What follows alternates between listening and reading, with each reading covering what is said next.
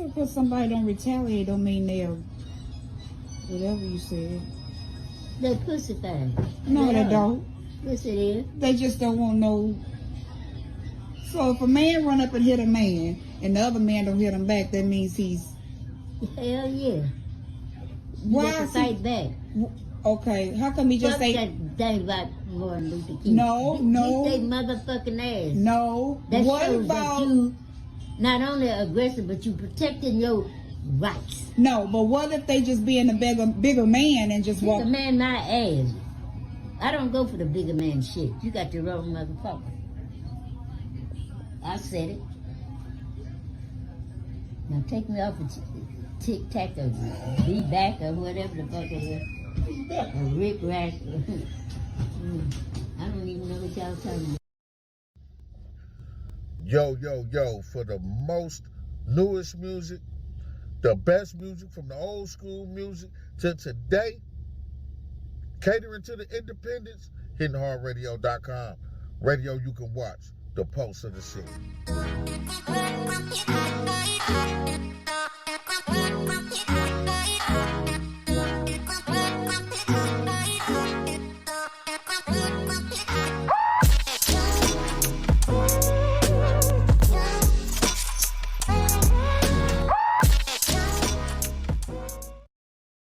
What you doing still in bed, man?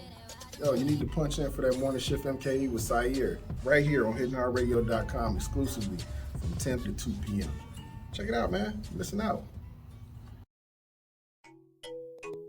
The Morning Shift MKE uncut 10 a.m. to 11 a.m. right here on hittinghardradio.com. Real topics, real news you can use, you dig? You can also catch us at the Post of the City page on Meta or Facebook or hittinghardradio.com.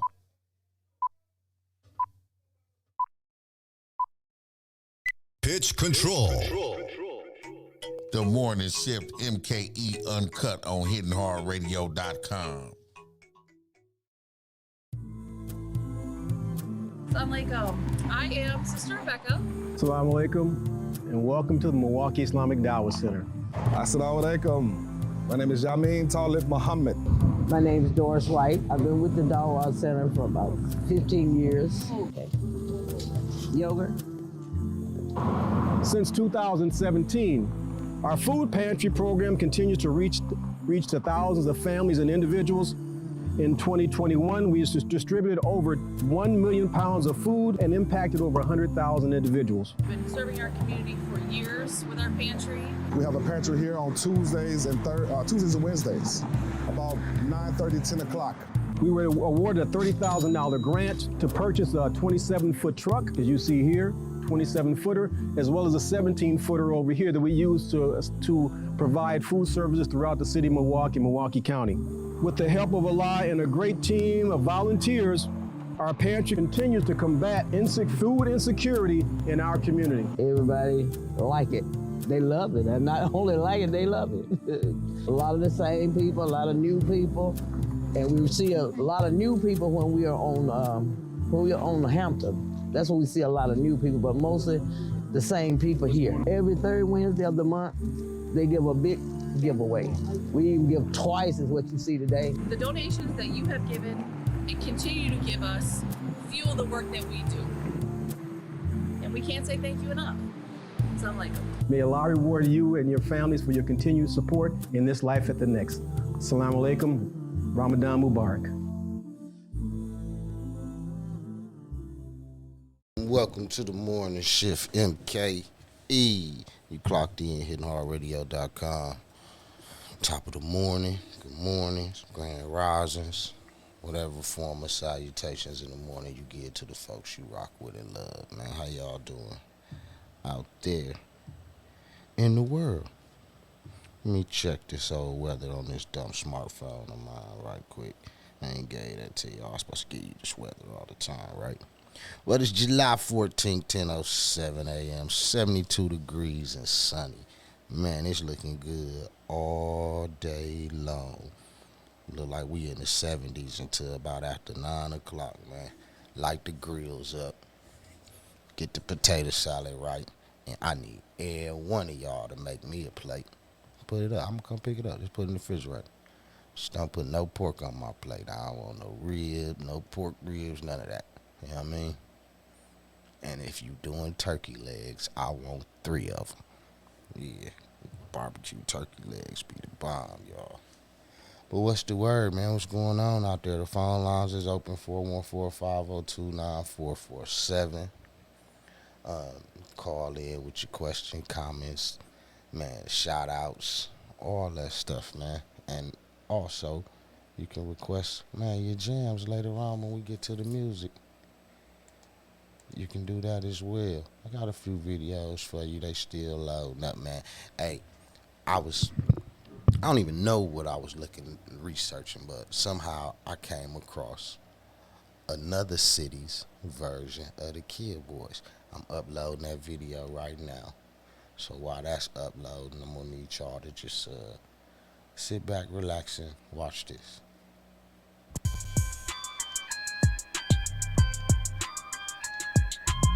Hey, what's going on? For those of you that don't know who I am, my name's Kevin Gates.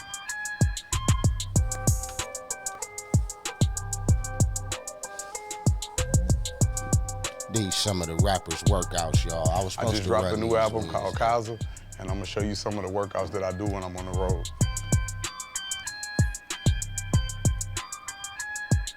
Today we're gonna work out in the gym, but I also love hiking. And I use hiking as recovery because when you hiking up a mountain, you touch the stabilizer muscles and the muscles that you don't normally touch when you're doing gym workouts. So it's nothing like being in a natural environment. It's nothing like nature. And I also like running.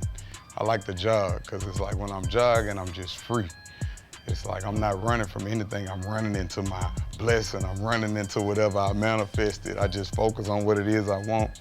And when I'm running, I'm releasing those endorphins. And when you're releasing those positive endorphins, you attract those things to you. So that's where I'm at with it right now, just positive energy and constant elevation. Wow. Since I've been on my fitness journey, I started listening to my body, and I do what my body needs. I do what my body tells me to do. What I like to do is, I like to start off with stretching. I like to warm the body up. It's just like a car. When you start a car and you just pull off in the car, you didn't get all the juices flowing. So I like to start off stretching and get all the juices flowing, get the blood flowing. I like to work my core first, warm up my core. And what I mean by that is because most of the emotions that we have in our body is harbored in the core. So I like to warm my core up. It might be considered a detox or a purge. That's what I like to call it. I'm about to go purge. I warm my core up. It's 8 different parts of the abs. When you do core, you gotta do your back, you gotta do your obliques, you gotta do your abdomen, you gotta work all of that. So we're gonna do like 2 sets to warm that up. Then after that, I like to start with a little cardio. And after I do my cardio, whatever my body calling for, that's what I give it, I serve it. I don't know the technical terms, so please don't judge. I like to start off with a lot of yoga-based stretching because I do a lot of yoga. And I noticed since I've engaged in yoga, it's been an amazing journey for me. It's also been therapeutic in nature, and I haven't had an injury since, and my body feels amazing. And when I don't stretch and I don't do yoga, I feel like a grouch. My favorite cardio in the world, I like jumping rope. Doing good now, Kevin. Find your rhythm, baby. Like throw you some curveballs sometimes. Nobody likes the ab wheel, that's my girlfriend. But we're gonna do it different than how you see other people do it. We're gonna put our feet up and we're gonna only use below our navel to bring us all the way up. I like to put my feet up like this. I don't arch my back. I keep my back rounded off and I get as deep into the core to where all of everything right up under my navel.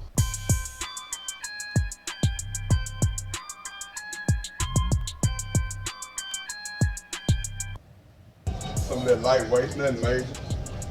Some of that 30s. Whatever you can do it with 20. Just do your 10 off. We're gonna do some little light chests if you wanna go. We're gonna do some little light chests. I work out twice a day. I'm about to go out on tour, and working out is my therapy. Usually when I'm working out, is this artist that I listen to. He's like my favorite artist. His name's Kevin Gates, and I listen to him. You know, in the beginning I was a little iffy. Then when I got into it, I was like, yeah, I like this guy. Thank you all for watching. Don't forget, my album's out. It's called Kaza. If you want to go get it, get it. If you don't, I still love you. And thank you for joining.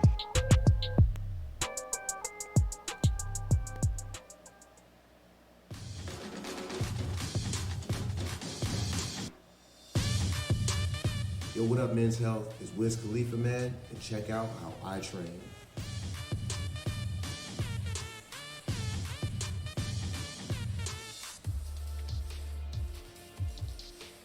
I'm just a passionate person. You know, fitness, it was never a hobby or anything of mine, but it was something that I always looked at as important. You know, I was in my late 20s. I was probably like 27, and I was like, hey, man, I might as well start taking, you know, working out serious. And I went to a really good gym and met some great people that I was able to like learn about my body. And that's how, you know, the journey began and how you guys get to see where I'm at now. It doesn't matter which day it is, what muscle group we're working. We'll come in, we'll stretch out, we'll do some warm-ups and things like that. Just start with the small muscles. And then that's when we start the bigger movements. Just a leg day, we'll do back squats or front squats.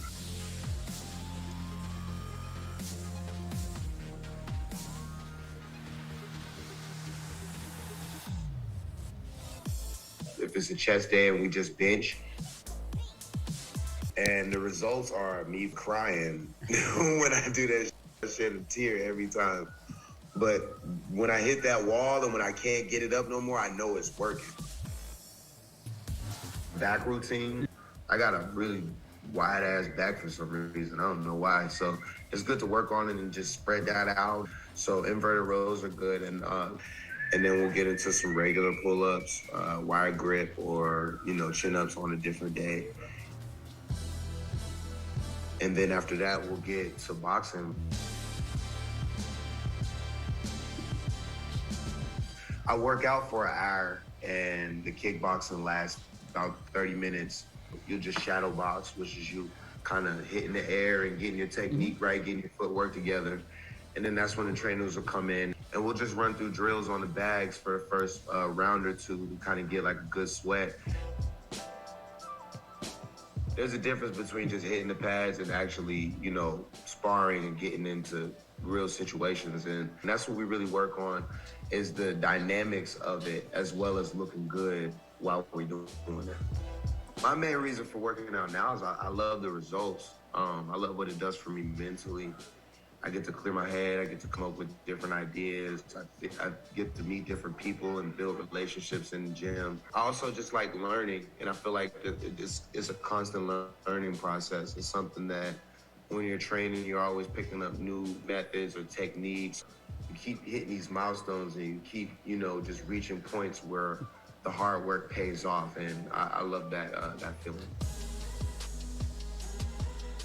I think my goal is just lifelong. I think by the time I'm 50, I'm gonna be huge, gray locks, fully tatted, just buff as hell, looking sweet, and just keep adding on as the time goes. So I'm just letting time do what it does, and putting in the work that, you know, when it is there, I'm gonna be built like a house.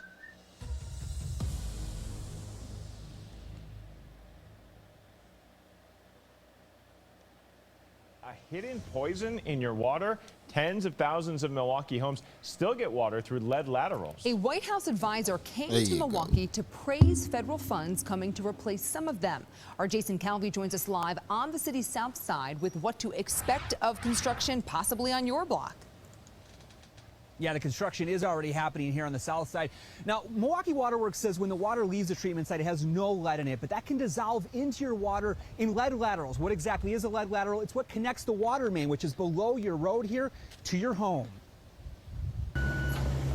Construction crews replaced some of Milwaukee's 66,000 lead laterals. The city changed out 5,000 in the last 5.5 years. There is no safe level of lead in the blood for a child. This work wasn't soon enough for Deanna Branch's son, Aiden, who was hospitalized twice for lead poisoning. So it was just a very scary feeling of feeling like I couldn't protect my child and I didn't know what to do to make it better. She spent years speaking on the dangers of lead. I just couldn't be silent. I had to let everybody know this is what happened, and I want to prevent it from happening to any other child. Now she sees this construction work on South 12th. Also visiting White House Infrastructure Coordinator Mitch Landrieu. He's been pitching the $1.2 trillion bipartisan infrastructure law. Congress passed it last November. Actually, just taking poison into our homes, it ought to just break you down. There are 179,000 of them in Wisconsin. The law will send Wisconsin $50 million a year for the next 5 years to replace lead pipes. This year, the city has replaced 524 with a goal of 1,100. But some activists worry. My concern is that this money coming in. We had Brother Rob on the show. I had to get him back on there. He did send me some stuff recently. Like, man, hey, for years and years and years, right, they told us it was lead paint, lead paint. This just, I mean, you know, this just my thinking on it, my theory. They like the lead paint. But my whole life, man, I ain't never seen a baby in the windowsill eating paint. Have any of y'all? I ain't think so, right? So that tell me that the lead been in the water the whole time. While they was spinning it off like it's in the paint, it's in the paint. And it probably was lead in the paint, don't get me wrong. But the lead that was affecting us in our communities was coming right up out the kitchen sink, man. We did everything with that water. We drunk it, we cooked with it, we bathed in it. And then, you know, in the summertime, we outside playing. Mama don't want you running in and out of her house and all that mess. What we do? Turn the water hose on the side of the house and drink out of that. We ain't think nothing of it. We was kids. We ain't know no better. Whole time, somebody in a high place was responsible for what was happening to us. It is going to be spent in a way that is not going to follow a plan and will not hold individuals accountable. Wisconsin's 2020 blood lead testing data for children under 6 found 2,100 kids with elevated lead levels in their blood. More than half were in Milwaukee. As for Aiden, on Thursday, he celebrates his 9th birthday. He's doing great. He's doing great in school. As that hidden poison still lingers across Milwaukee in paint, soil, and lead pipes. And the Milwaukee Common Council is tapping into some of the American Rescue Act money to remediate, to get rid of some of the lead paint in some of the homes here in Milwaukee. Now, Wisconsin Republican Ron Johnson has criticized this infrastructure law, saying that they really should invest in infrastructure, but they should not have used the new spending, but they should have really tapped into unused American Rescue Act money to pay for these infrastructure upgrades. Reporting live on the Milwaukee South Side, Jason Calvi, Fox 6 News. Okay, Jason, thank you. The Weir Nature Center is working to make sure that everyone can enjoy its trails and nature. It's all part of Outdoors Access for All initiative, a wheelchair launch and open house. Hey, this wheelchair dope. Check it out. Accessibility Wisconsin teamed up with the Franklin Nature Center to provide an all-terrain wheelchair.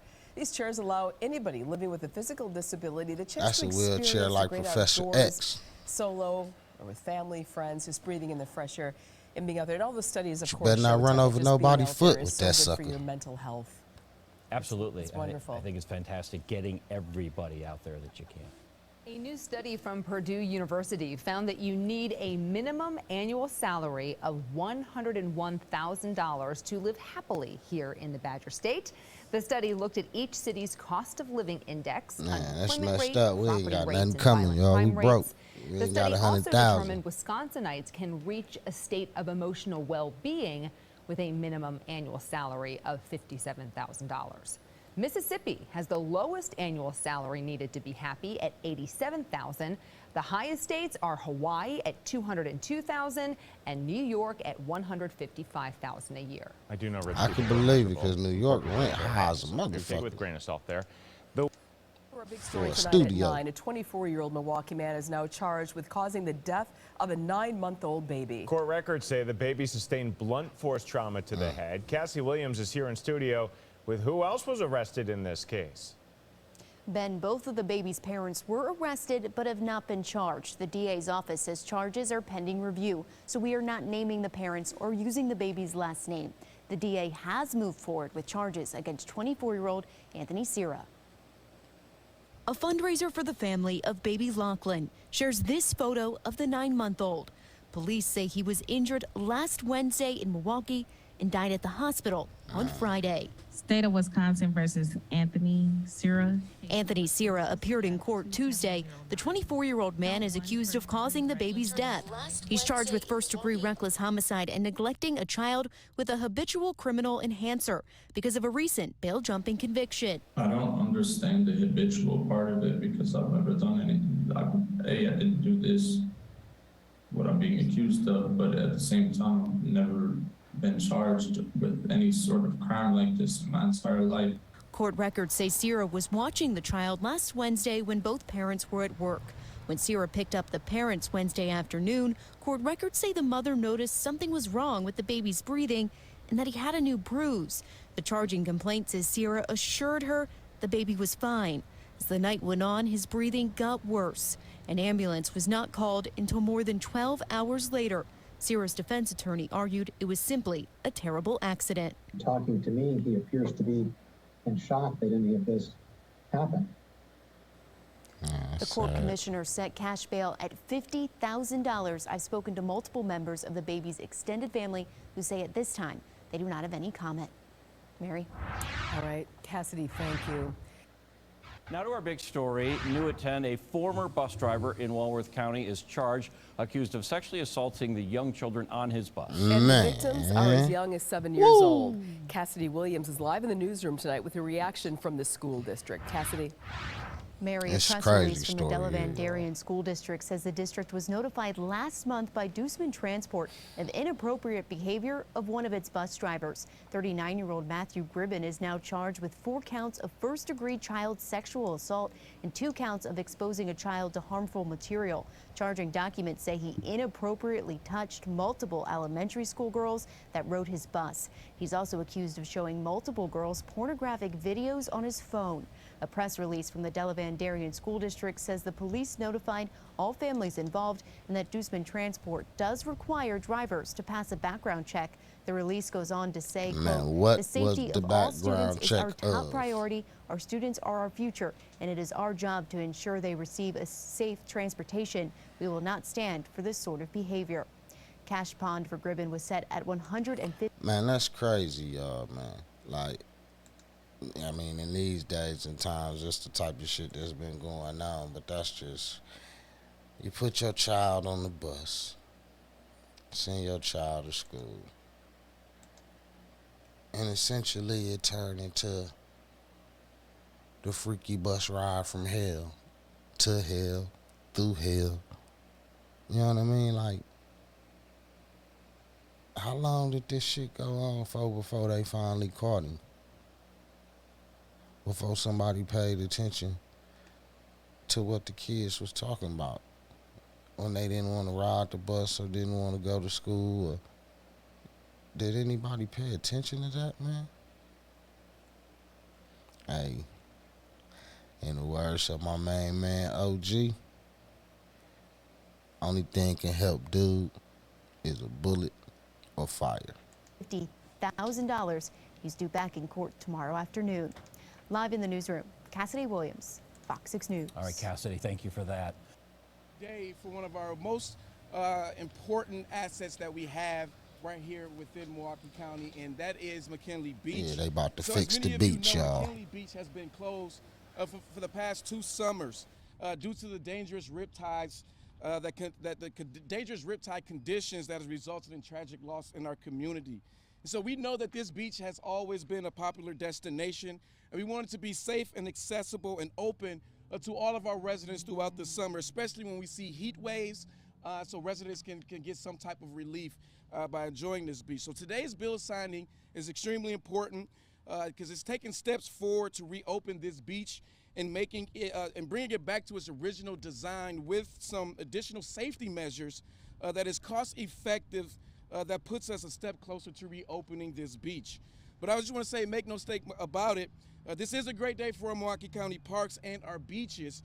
But when we look at these important neighborhood amenities, it is clear that we need more resources in order to manage them effectively and to keep them accessible to the public. And so it's important to understand.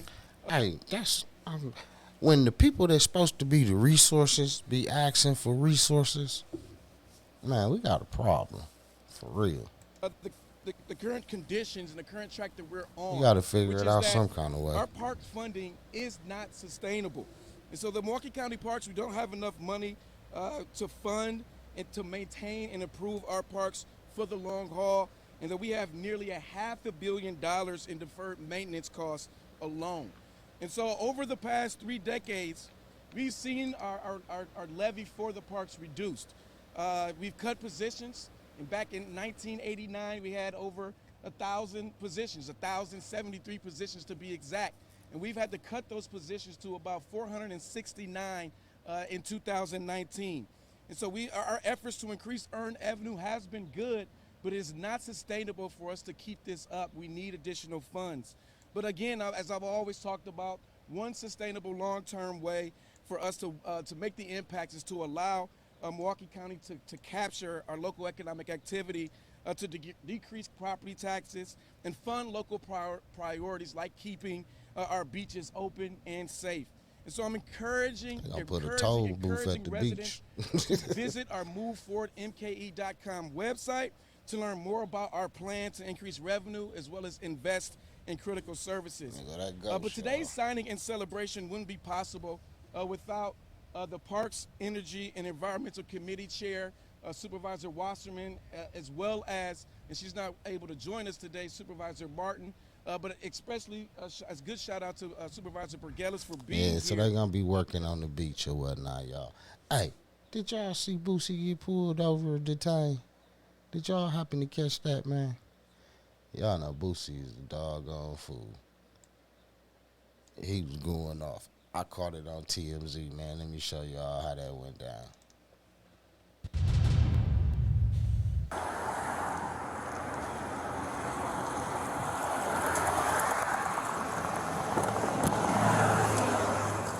Boosie is a nut. I had a situation like this almost today. Shout out to the MPD who didn't feel like wasting his on my time. You can have a seat. If you want to stand up, you can. All right, is there any marijuana in that car, man, or any other drugs in the car? Nah, bro, I was smoking the blunt, bro. Like that. Okay. Bro, you're good. I got you. As long as you're honest with me, I'm honest with you. Okay? I thought weed was legal in I was Georgia. going through this, though, bro. Like I was wrong. Am I wrong? I can't, bro. I don't do no wrong. I don't do shit, bro. It's illegal. Bro, I gotta go to y'all superiors and file charges, man. It's harassment. It's every day. I can't even live. I moved to the country to fucking live, bro. I did 6 years on my back. Fuck. I did 6 years on my back in death row. Hey, but I gotta say this right before I even let that video finish, because I know, like Boosie, a lot of people idle, whatever, man. I wouldn't necessarily recommend y'all handle things the way Boosie handled things. Boosie a different character, man. Like, sometimes, yeah, it don't have to go so hostile, you know what I mean? Especially when you caught somewhere by yourself. It's broad daylight, so it is what it is. I can remember being with somebody I don't associate with no more, man. And he was drunk coming out the club and got into it with the police. And, his situations were similar to dude, you know what I mean? He had did a lot of time for a murder. He home on the streets. So he drunk, he talking that killer shit, you know what I mean? Hey, them police snatched him up, threw him right in the car and mobbed off with him, you hear me? So yeah, y'all, sometimes you gotta be careful. One day I'll feed y'all the rest of that story. Because I'm tired, bro. I'm ready to fucking roll me. Tired. I feel him on being tired though. Tired, bro. Whatever you want fucking do, we can do. That's how the fuck I feel. I got real bond money. You got real bond money. See, that's the difference. I'm tired, bro. I'm tired. Tired of being fucked with. I'm tired. Still by himself. There's no other unit behind me. I need to go sit down. Punch everybody down here, fam. I'm gonna spit on every fucking nurse in that bitch. Listen at him. Charge me. I'm gonna show you how I get down when I get locked up. I'm gonna show you how I get down. I'm gonna make them bitches whoop me. They gonna get a charge. I'm gonna make them whoop me. When these cops come out, I'm gonna punch them in their shit. Then I'm going out like a gangster. You gotta knock my fucking teeth out, buddy. And you gonna get sued like a dog. I'm ready now. I'm all the way ready. I'm gonna show them how I get down and be off. Why? I'm gonna punch on the first white boy I see in that bitch. I swear I'm going on my daddy break. Any nurse, I'm gonna spit on that bitch. I ain't playing. Watch how I shine in this bitch. Watch out. I bet I get along too on this bitch. For Mason. I bet you. You fucking with a treasure, motherfucker. I'm ready now. I'm ready to go to jail. First, let us out handcuffed. Guess who we attack? We gonna tear that bitch up. They gonna have to kill us in that bitch. Hey, Boosie a fool. He said, I'm tired. I'm ready now. I'm ready to go to jail. He say, first white person he see in there, he hitting. He spitting on the nurse. He gonna show you how he get down and be yeah. Like I say, once again, I wouldn't recommend y'all handle it the way Boosie handled it. But let's continue watching. I swear to God, because I'm tired, bro. I work hard every fucking day. Every fucking day I'm getting pulled over every my people. I'm getting targeted, bro. My license plate is white. I'm targeted. It ain't nothing but birth control pills or something for one of my bitches. That's all. Birth control pills or something for my bitches. You know bitches can't get pregnant from me. Yeah, I got a lot of hoes sucking in my house right now. Yeah. I got like 35 hoes sucking in my house right now. If anybody Hey, you see his partner just chilling. He like, hey, his partner over there like, man, I wish this motherfucker would shut the fuck up. He gonna get us killed out here on the highway fucking with these white folks. He over there, man. Hey, he calm. He ain't turning up with him, but he walking back and forth. Hey, that's frustration. He want to snap on Boosie. suck, let me know. I'm ready to fight. I take off I could fight. I would throw them bitches within the office. All you do is take off their bag and they gun. And I'm gonna throw them bitches with you in the parking lot. I'm like this, man. I moved out here for change. I'm finna sell my shit. Car is not stolen. Registration is right. The tag is right. I was pulled over because it's boosted car. You fucking motherfuckers are targeting my vehicle. You're targeting my vehicle. If I was a white college player, you wouldn't fuck with my vehicle. If I played soccer or baseball, you wouldn't fuck with my vehicle. You'll stop them for an autograph. I'm gonna give you a citation for marijuana. All right? For the smell of marijuana. No, we found Crumbs on the floorboard. There's some bags in there. There's 2 bags in there. All right? I'm gonna give you a citation for legibility, and that's it. All right? I'll let y'all be on about your business. He did all that to get a ticket and let go. But take the handcuffs off. Even the police was sitting there watching him, recording him, like, what the fuck is wrong with this dude? Bro, I'm just tired, bro. It's anytime in 2 weeks. If you let me go, just let me go. I'm going to file charges right now. I got you. Have a seat and I'll grab that,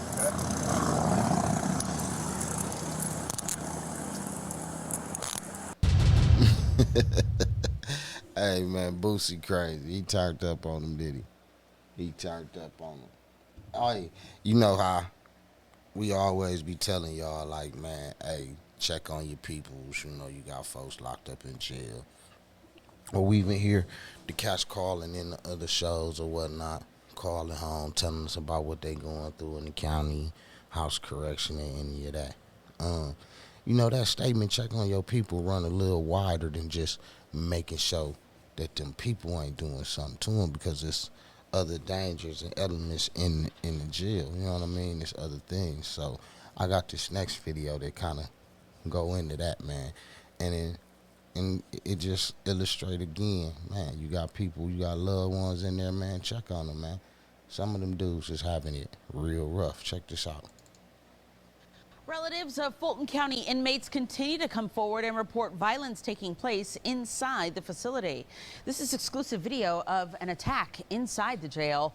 We also have a recording of an inmate who claims he was threatened and ordered to get cash for a violent inmate. Fox 5's More Stiggs has the exclusive story.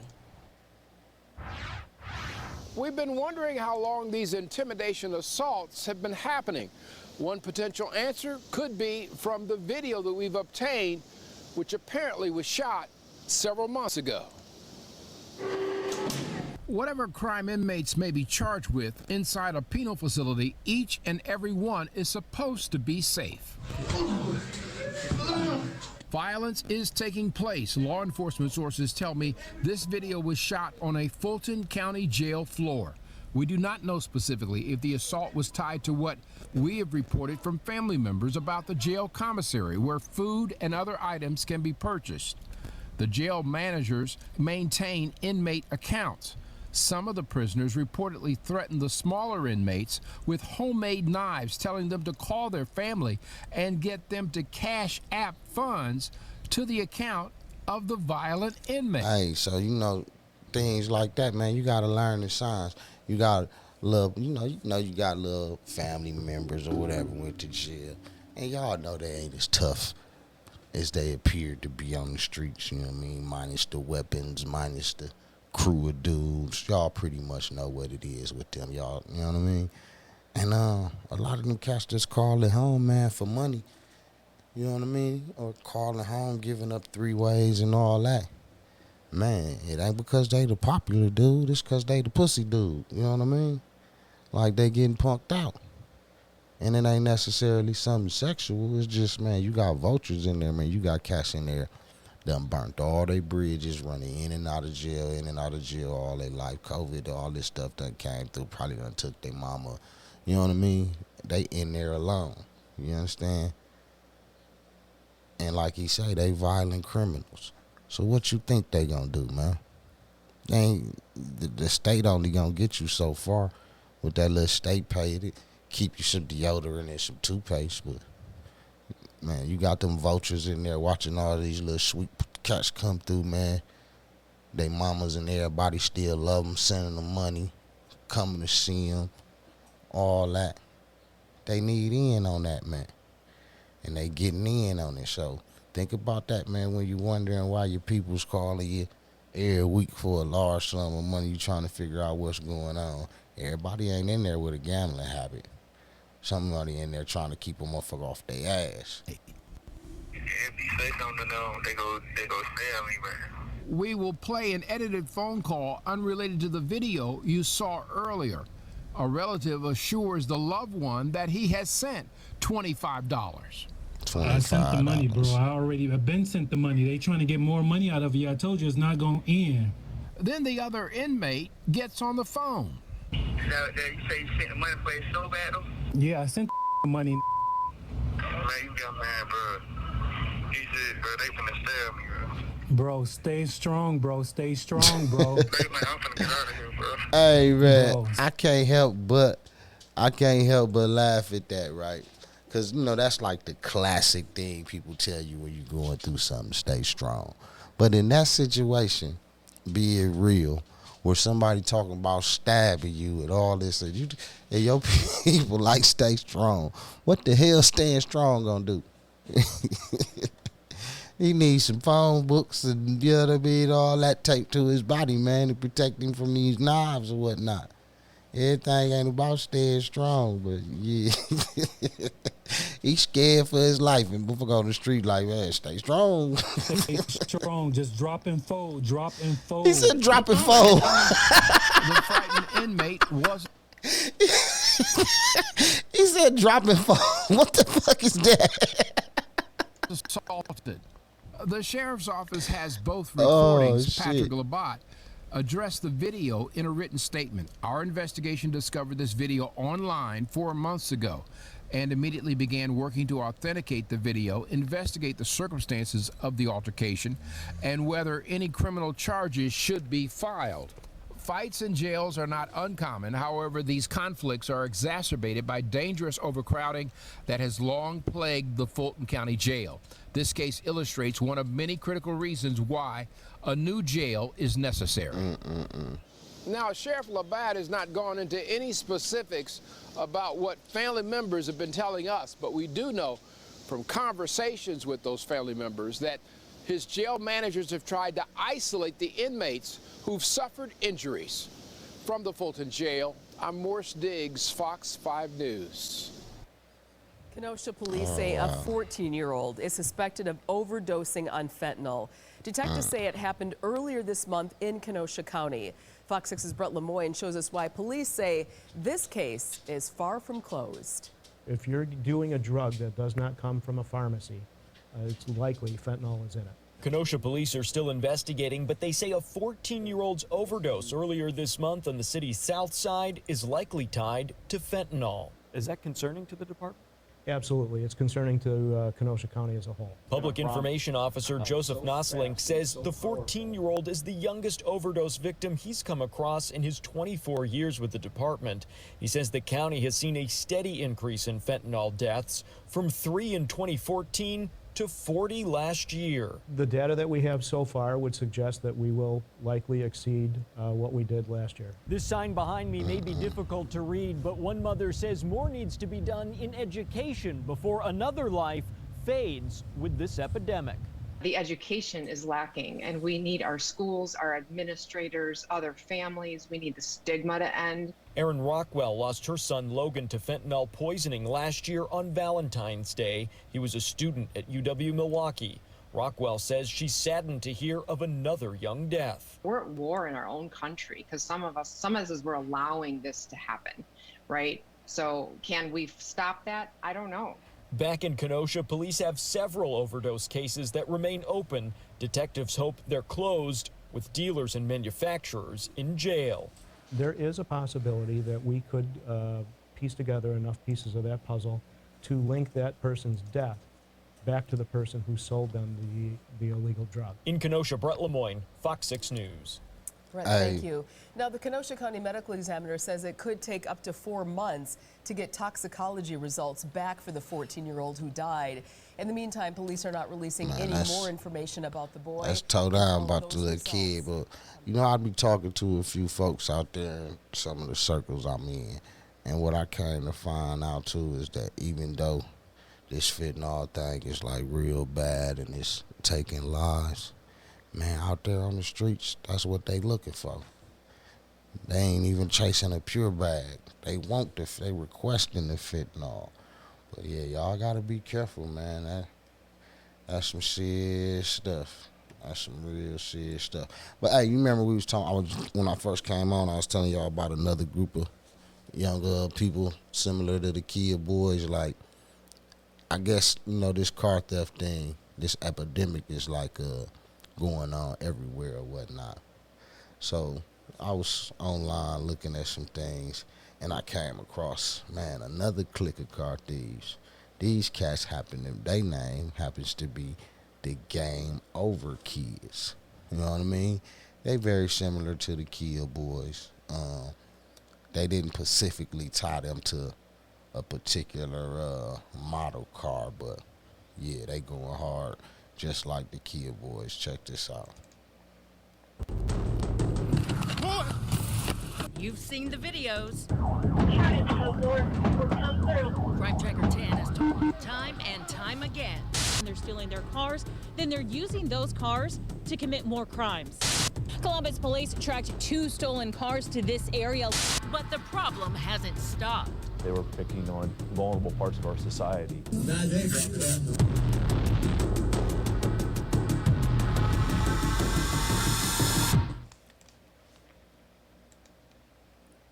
Crime Tracker 10's Lacey Chris was the first to tell you about the Game Over kids stealing cars to commit violent crimes. Well, now more than a year later, the problems in our community have not stopped. So why and who are these teens? Crime Tracker 10's Lacey Chris went straight to our court judges to ask what's being done to keep these juveniles from reoffending. Only going to 100. They're not going to be able to chase us for that long. Sound Turner, familiar? who was 15 at the time last October, shooting a Facebook Live video as he and another juvenile are running from Obet's police in a stolen car. What they didn't know is Franklin County Chief Deputy Jim Gilbert was driving in the area. He heard the chase and pulled off the road in an unmarked vehicle and threw spike strips to try and stop the teens. No, brother, no. Obviously very concerned for the safety of the Obet's police officers as well as the deputies, even myself. Oh! He tried to throw the spikes out, cuz. Spike on my Dead, cuz. He just missed, though. Gilbert hoped since Turner recorded his own crime spree, it would land Turner behind bars to think about his actions. I don't understand how hear that? you don't watch Recording your crimes and become as shocked as you should be, knowing that lives were at risk and they have no regard for anybody's safety. You probably haven't heard about the crimes Turner is accused of committing because he's a juvenile. 10 TV does not name juveniles or show their faces, but because of the repeated violent crimes, we are sharing some names and showing their faces. Turner has been charged 31 times for gun and car theft offenses between September 2017 and April 2022. In March this year, Hilliard police say Turner was involved in an accident with a stolen car and a school bus. Through public records requests, Crime Tracker 10 learned the juvenile prosecutor in the case wrote in an email to detectives that he asked the magistrate to send Turner to juvenile prison since Turner was already on supervision for more than 5 felony cases. In the email, the prosecutor wrote in part, the magistrate would not consider my request and instead placed him on new terms of probation. In April, Columbus police confirmed they arrested Turner after they say he struck a police officer in a stolen car. It just shows that these kids, if they have buddy, no little regard for buddy. a uniformed police officer, then they have no regard for you or I. Columbus Police Commander Dwayne Mabry says Turner is considered a game-over kid, one of about 40 police tracked for violently stealing cars, mostly for... So yeah, it seemed like everywhere where there's a group of kids stealing cars and putting a name to themselves, these police is building something, y'all. They got a count of them. They tracking them. It's 40 of them at least. Man, y'all got to get up out that, and find something else to do, because I really, really feel like they finna start hitting you young boys with some federal stuff, man. Well, you know, the most of y'all is too young for certain charges, but they working on something, man. They working on something. They ain't just letting y'all get away with this stuff. They letting y'all help them create a new law. I know it. I just feel it. Joyrides. Through public records requests, we obtained a list of 4 groups of juveniles police tracked as a part of the operation. We mapped it out for you with the juveniles' initials. Look how it looked like a Fed case already. From the beginning of the year through the end of April, there were nearly 3,000 cars reported stolen in the city of Columbus. Many of them were stolen along the Morse Road corridor, and Mabry says many of those thefts were by juveniles. According to Columbus police, at least one of the game-over kids has been a homicide victim. 18-year-old Chaz Fleming was shot and killed inside a stolen car in March. Mabry says at least 3 other game-over kids were in the car at the time, all juveniles who'd been arrested for stealing cars and had been released. They are bragging about it. It's a slap in the face to what we're trying to do. Mabry explains how frustrating it is for officers to arrest the same juveniles multiple times, even in 1 week. We had a kid just brag to us within the last month. We asked him, well, how often are you doing this? So stealing particularly Kias and Hyundais. And he said, well, I'm taking about 7 to 10 of these a week. Mabry argues officers will continue to make the arrests. What happens to them once we arrest them, that is not on us. That's on the court. But we're going to keep doing our job. A lot of people wonder how these kids can continuously be arrested and charged and still be put back out on the streets. It does appear that the juvenile can go out, as you've mentioned in that one juvenile's case, and reoffend since 2017. Juvenile Court Administrative Judge George Leach is familiar with the game-over kids. He was a defense attorney before he took the bench less than 2 years ago. He admits the carjacking videos are disturbing. It's almost hard to believe, you know, and I know it's real. I mean, I'm living it. I know it's real, but it's just the level It's just almost hard to conceive that a juvenile. Leach explains during COVID, the court did not hold as many juveniles as they typically would, but they are reevaluating the scoring to hold juveniles. He says those who are put on juvenile probation are about 77% likely to reoffend. How do you as a judge get through to that 75, 77% who reoffend to make sure they don't show back up into your court?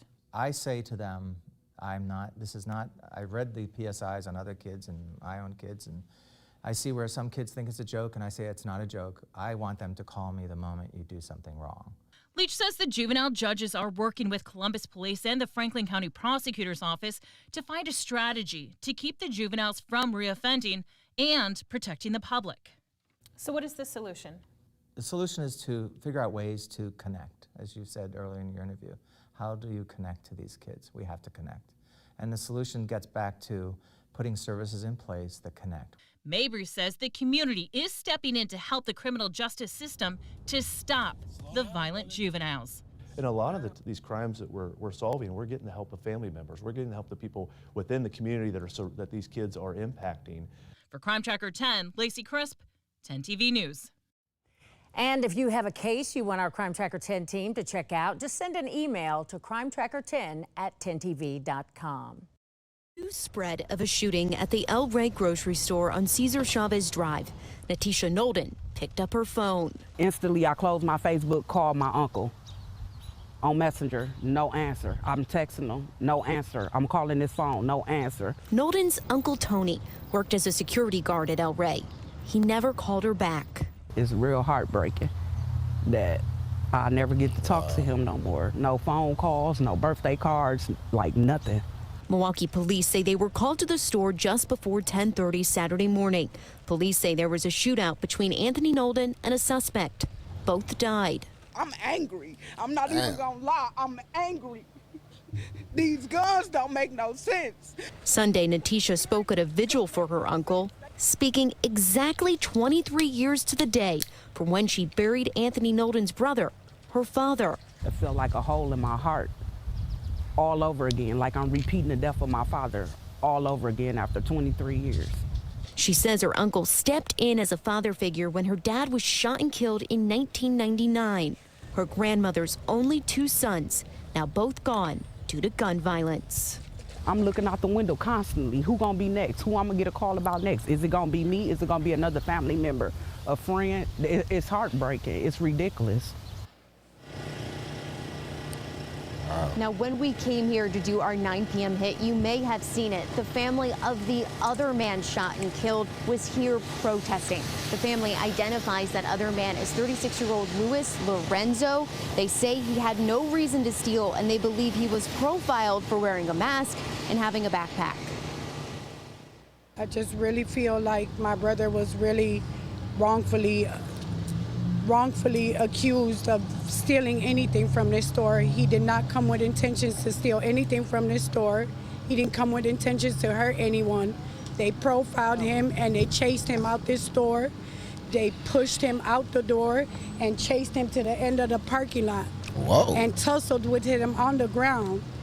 For them to pull out a gun and shoot him, that's wrong.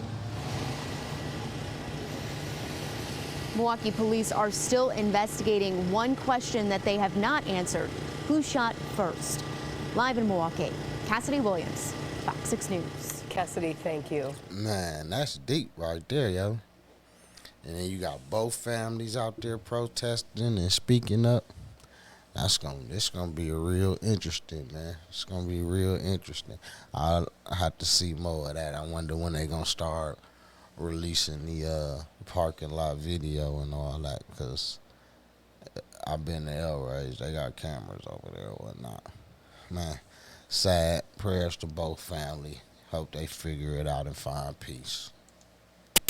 People should consider if their city is a healthy place to live for a lot of different reasons.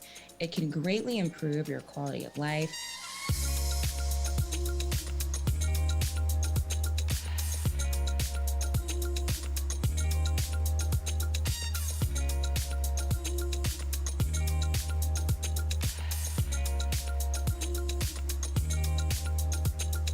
you got going on here? San Francisco ranked #1 in terms of health for its access to fruits and vegetables, fresh food, rather than being in areas where there are a lot of food deserts or maybe only Healthiest and fast the food options unhealthiest cities in available, America. and really the health of its residents itself.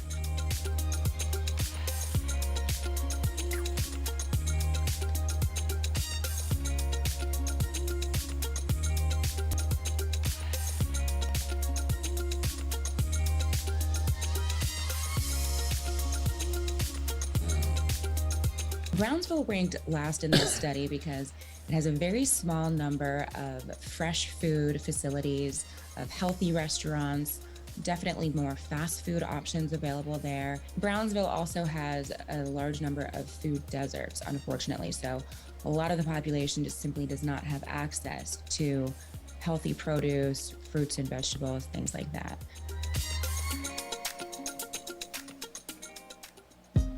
Hey, thanks for watching. If you like this video, check out these other videos from USA Nope. Today. There they go trying to do it to me again. Y'all, you gotta give me my cut, man. Can't be sneaking your ass in. 15-year-old Tayshawn Chapman charged with first-degree reckless homicide in the shooting death of a 15-year-old boy. This happened back on June 28th on 95th near Allen, just off Brown Deer Road. Now, according to the criminal complaint that's been filed, Chapman chased the teen after the boy was allegedly trying to break into his aunt's car.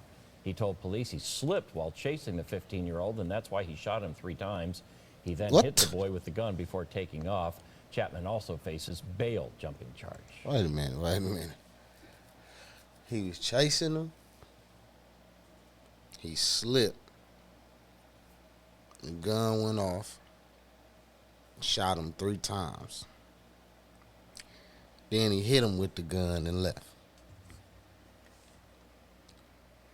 Okay. Tonight we're learning more about a deadly shooting in the parking lot of the Glenwood Community Center that happened last Wednesday. 24-year-old Ataya Nichols was killed. And police say 15-year-old Avante Solomon is the one who shot her. He has been arrested and is expected to be charged as an adult. NBC4's Eric Halperin is outside of Columbus Police Headquarters now with new information from police. Eric? Jen, police released cell phone video of the fight and the shooting that followed. Now, it's short, but police say it gives a better idea of what happened last Wednesday.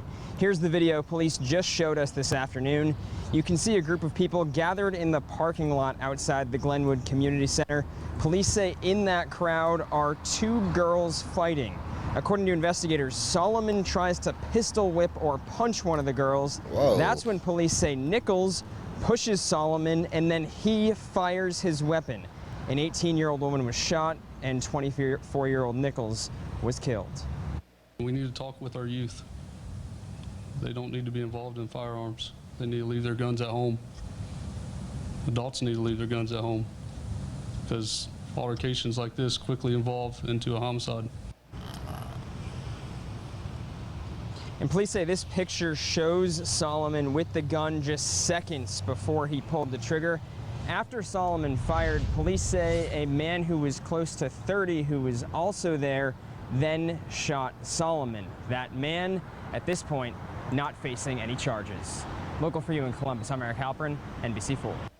Well, that's it for the first hour of the morning shift, y'all. We're going to get on over to the music. Remember, the phone lines is open if you got any musical requests.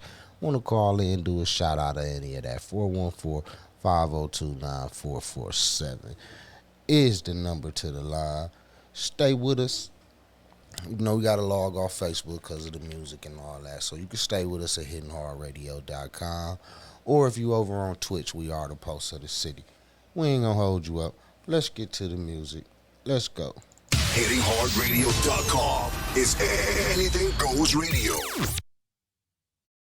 Fire in the Streets, the hottest drive time show on earth. You know what time it is. All new music, all heat. Fire in the Streets, exclusively on HittingHardRadio.com. 4 p.m. to 6 p.m. Monday through Friday with your host, OG Yes. Getting it in, the hottest drive time show on earth. Make sure you check it out. Don't miss it ever. hittinghard.radio.com. Fire in the Streets daily, 4 p.m. to 6 p.m. Hosted by yours truly, OG. Let's go!